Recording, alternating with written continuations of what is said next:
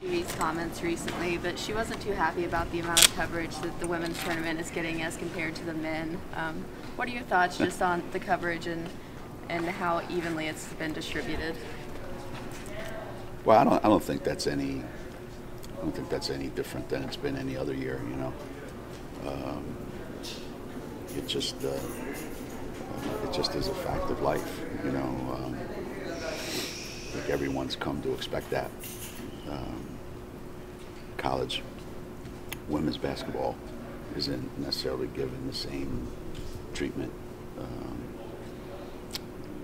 maybe even as softball in the softball World Series,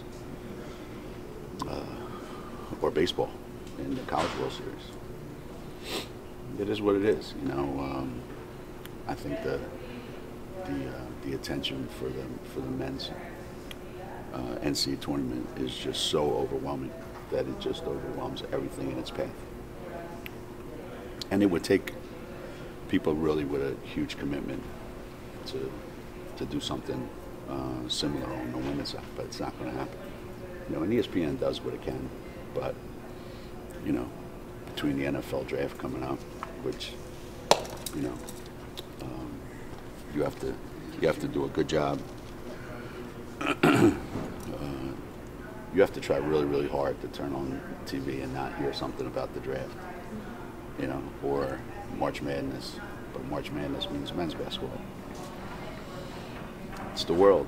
It's the world. And Stewie's speaking out from a woman's perspective who's accomplished about everything you can accomplish in the sport of any sport, actually. So God bless her. I'm glad she said something. She won't get in trouble as if I said. So I'm just repeating what Stewie said. So I hope nobody has a problem with what I said. I'm just repeating what Stewie had. So if anybody wants to get mad at Stewie, not me. Coach, you know, when you mentioned how hard it is to follow legends, and I know you wouldn't say this about yourself, but you are that. When you're running a program for as long as you have, does the thought creep into your mind at some point, and maybe it has, how do I help the program transition whenever that happens with me, or is that not a fair thing to ask of a coach who's in the middle of trying to win games? Yeah. I don't know the correct answer to that, Michelle, because I don't see anybody that's been able to do it successfully. You know, I remember being at an age where I was like maybe the biggest UCLA fan of all time. From 3,000 miles away in Philadelphia.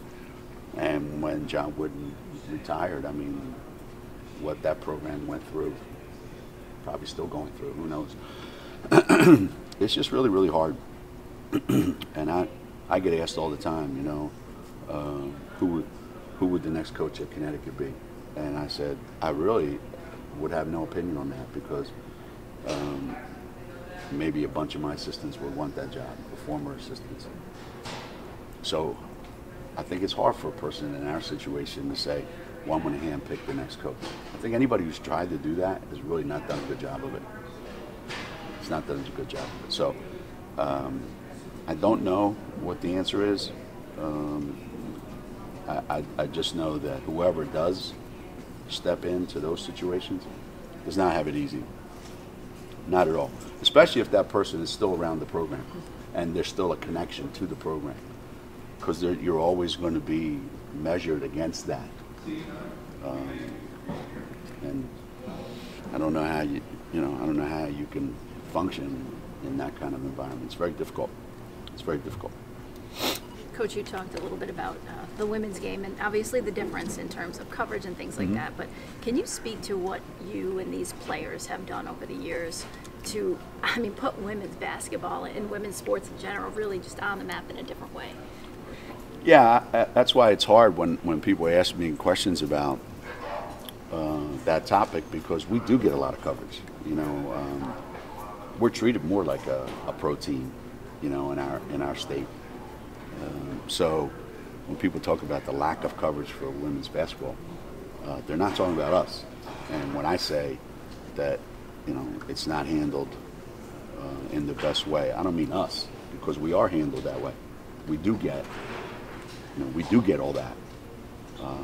I just think the game as a whole and other great programs and great stories around the country don't get told the way our story gets told.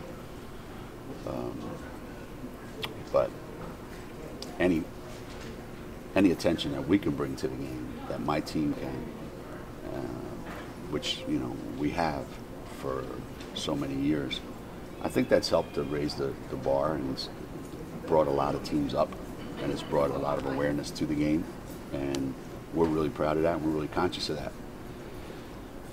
And just not enough of us. I'm sorry. Yeah. I apologize. No. I know you've addressed this a lot before, but you talked about it turning into more of a job than a profession.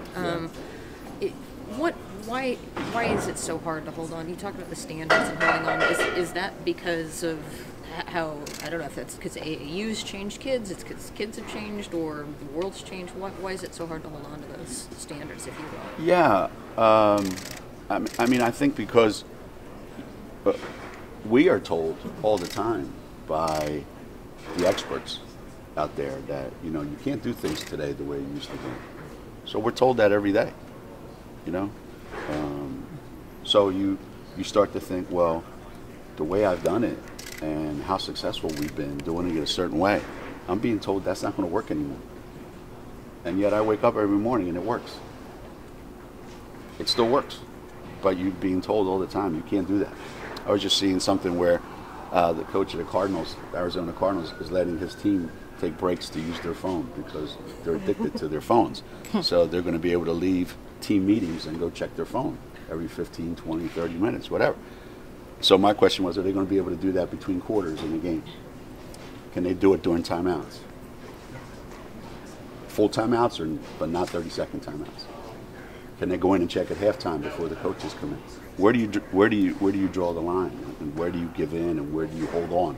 All these questions, I never had to deal with that in the past, and now you've got to deal with them. So it's not what it used to be, and maybe nothing is. But I still think deep down in my heart, these kids are no different than any other kid 40 years ago. They just have a lot of information at their disposal that we never had. They got more screwed up parents than kids used to have, so that's an issue. But in terms of what do they need, these kids, when they come to you, they're 17, 18 years old, they still need you to guide them. They still need you to push them. They still need you to look out for them. They don't need anybody to be their friend. They don't need anybody to help them do all the things that they already know they can do. They want to learn how to be successful in the real world, and the only people that can teach them is us. And if we abdicate that and say, well, we're going to do it your way all the time, or I have to give in to you all the time, I think we're shirking our responsibility. I mean, I think any parent that says to their kids, listen, let's do it your way, I don't know about that. I mean, I know we're not the greatest society in the world, but we've managed to come pretty far with parents doing it a certain way. I think coaches are being told you can't coach kids today like you used to. You can't practice the way you used to. You can't demand what you used to demand. So every coach is being bombarded every day with, you can't do it this way. You can't do it this way. You can't do it this way. So I think the old coaches are going, all right, then I'm out. And the new coaches are going, okay, I'll do it your way. Hey, it's March, and in a few years I'll be in Florida playing golf, and I won't have to answer these questions. A few years? Could be a few days. Could be this weekend. I booked the flight on Saturday just in case. If you could pack for 4 days. Coach, I don't know if you saw, but today Senator Chris Murphy came out and said he believes that I saw that. athletes should be paid. What are your Everybody's thoughts on getting that? involved, huh? Yeah. Right. I like Chris, too. He's a great guy. Senator Murphy's a great guy. And he's some value to what he said. I think players should get paid.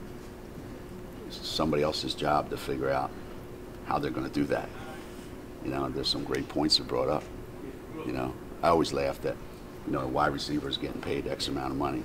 And then because they're getting paid too much, you stop throwing to him because every time he gets another touchdown, you have to give him more money.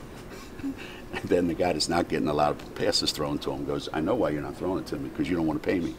I just laugh at all the scenarios, you know. And when people are getting paid, you know, other things come with that. So it's a lot of pluses to it. I believe in it. A lot of pluses to athletes getting paid. No one's been able to figure out how to deal with the negatives. But I'm sure at some point somebody will figure it out. Because again, you know, the world is changing. And, you know, coaches are making billions of dollars and schools are making billions of dollars. You know? So all players get is a free education and cover of Sports Illustrated and 4 hours on ESPN every night and an opportunity to grow their brand. So I think it's completely unfair to those kids.